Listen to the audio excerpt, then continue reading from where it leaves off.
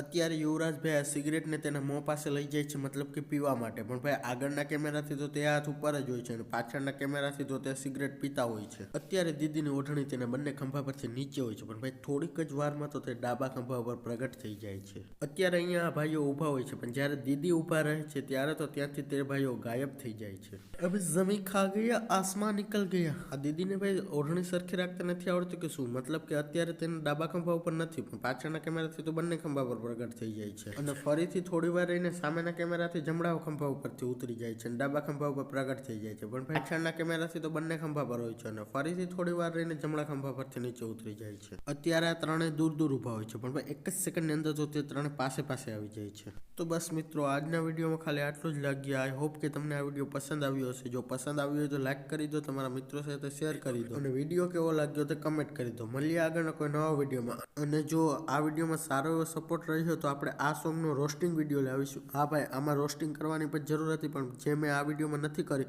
તો જો આ વિડીયોમાં સારો એવો સપોર્ટ રહ્યો તો આપણે આ સોંગ પર રોસ્ટિંગ વિડીયો પણ લાવીશું બહુ જ જલ્દી. તો મળીએ આગળના કોઈ નવા વિડીયો. ત્યાં સુધી બાય.